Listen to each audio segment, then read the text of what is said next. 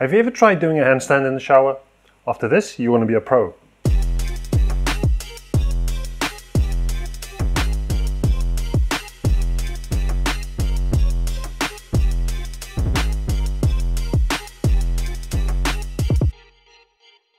Okay, fine, it's not that spicy, but sure as it's going to turn you upside down. The flavor is so ridiculous that everything you taste afterwards makes you think that you've got the Rona. We'll be making a jungle curry soon, curing some meat with this, so make sure you subscribe and turn on your bell notification. I know you're going to dismiss all of them, but at least you know I'm thinking about you. I gotta warn you, this video contains severe pounding, not just your average 10-minute in-out. It took me an hour getting this thing happy, mainly because we're on the small side. But with your help, we can upgrade to a big one. I'll leave a link down in the description for the one I want. By now you know the drill. Ingredient chat. Skip it and you're likely, but not guaranteed, to f it up. The Lord is my witness, brother. For this, we need dried red bird's eye chilies. Once upon a time, like 1 hour ago, these were fresh. Because this is not that kind of video, I ask you to trust me. Dried is what you need, for flavor's sake. Garlic, because Dracula, and garlic is to Asian food what socks and sandals are to German tourists. Sorry Germans. Cilantro root, or coriander root if your cheeks are rosy.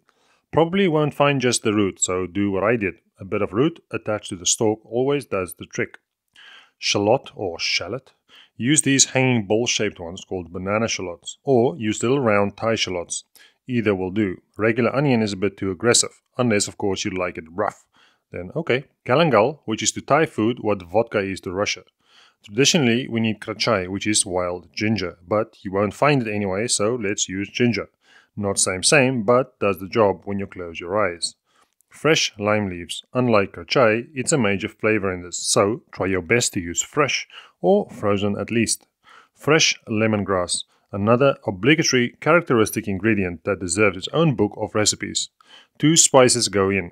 Firstly cumin, and to follow coriander seeds. Salt. Finally another must, shrimp paste.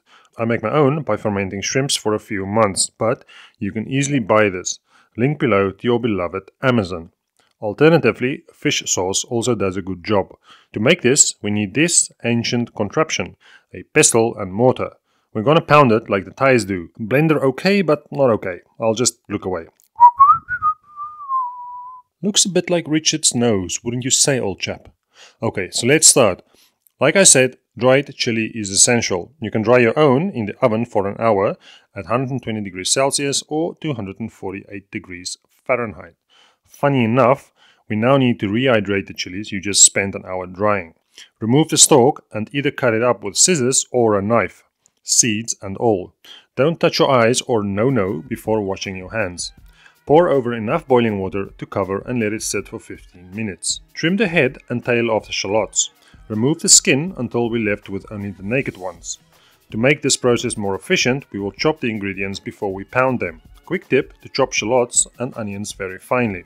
Separate it into a few layers. Flatten, cut finely lengthways before going finely sideways. And ending up with tiny little cubes of tear-producing vegetables. Next, we need to toast our spices.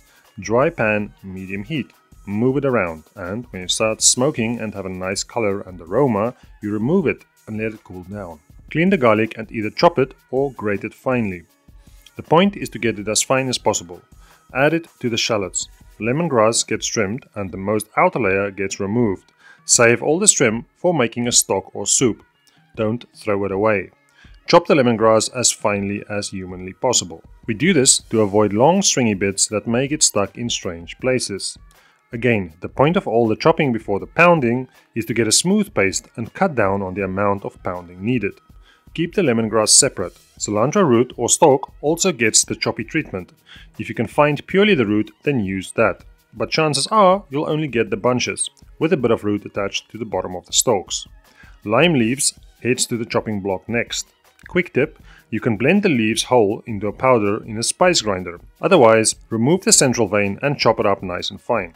By rolling it up into a tight joint, slice thinly, chop and chop some more, before adding to the shallots and cilantro root. Galangal needs to be trimmed and peeled before the chop. Save these trimmings too. When making stock for Tommy's Yummy Mummy, it brings lots of flavor. Galangal is a bit tough, so slice it into thin strips before julienning and then chopping across the thin strips to get little cubes of root that smells like a warm towel 5 minutes before a joyful ending. Ginger, not traditional like we said, but we use a bit to make up for the lost flavor of krachai. Like OnlyFans, it can never replace your first love, but it does fill the gap. Peel it with a spoon, then chop it up small, like the galangal. Set them aside. In this order, start with the toasted spices. Do them in your pounding pit or simply in a spice grinder. Next comes the rehydrated dried chilies. Save the soaking liquid from the chilies. I'm going to show you a little trick with it in a bit. With the chilies in, the pounding starts. Strap on, cause this is gonna take a while. We move from the biggest pain in the ass to get smooth to the easiest to get smooth. Lemongrass goes in next.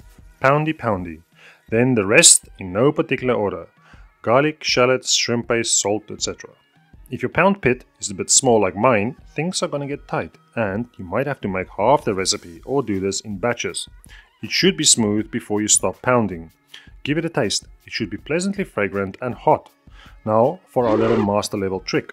In my kitchen, Uncle Level still washes the dishes. Press the paste in a fine mesh sieve set over a bowl, catching the liquid from the paste. Add the chili soaking liquid to this. Cover and set your paste aside for now. This liquid is packed full of flavor, and we need it to be part of our paste for the happiest ending ever. Pour it onto a dehydrated tray or oven tray lined with a silicone mat. Dehydrate this in the oven at 120 degrees Celsius or 248 degrees Fahrenheit, or dehydrator set to 75 degrees Celsius or 167 degrees Fahrenheit. Dehydrate until it looks leathery. It does not have to be bone dry. Remove the dried liquid from the tray and cut it up into smaller pieces. Add these back into your paste and pound a touch more until it's all incorporated and looking legit, smooth and well like proper Thai curry paste. And just like that, we're done. We'll use this to cure meat and make a lip-smacking Thai jungle curry soon. So make sure to subscribe and turn your ding dong on.